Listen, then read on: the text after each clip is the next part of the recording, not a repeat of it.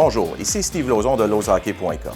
Dans cette capsule, j'aimerais discuter avec vous de l'outil le plus important pour l'entraîneur-chef, son plan de saison. Je me rappelle très bien lorsqu'on m'a demandé de préparer mon premier plan de saison. C'était durant le processus d'entrevue d'une équipe Atome Simple Lettres.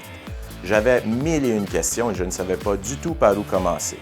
Qu'est-ce que je devais inclure au plan? Devait-il être sommaire ou détaillé? Est-ce que je pouvais l'adapter en cours de saison? J'avais tellement de questions. Mais je me suis rapidement rendu compte qu'un plan de saison ne se pond pas du jour au lendemain. Dans mon cas, ça a pris plusieurs années pour le rendre où il est aujourd'hui. Et encore, il n'est pas parfait.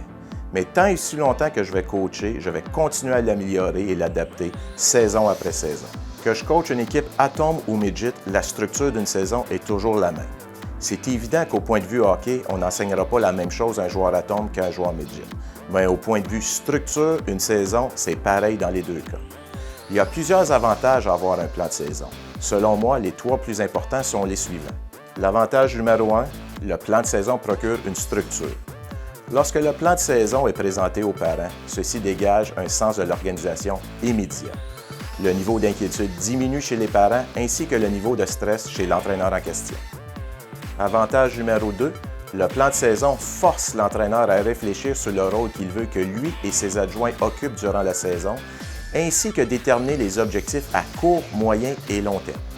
L'avantage numéro 3, probablement le plus bénéfique de tous, c'est que le plan de saison permet à tous les entraîneurs d'être sur la même longueur d'onde. L'entraîneur qui partage son plan de saison avec ses adjoints leur permet de le critiquer, de le modifier pour finalement l'adopter.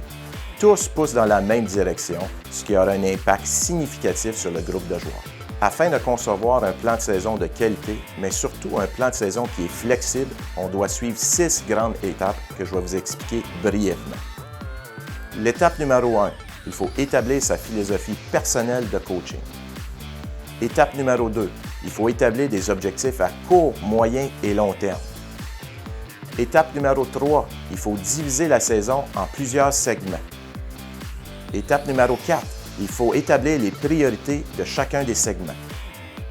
Étape numéro 5, il faut allouer du temps aux priorités durant les entraînements.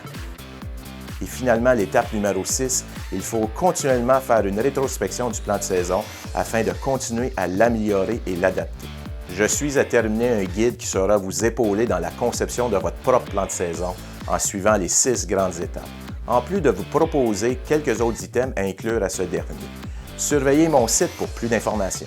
J'aimerais remercier toute l'équipe de Tonic Web Studio pour la production et la logistique de cette capsule.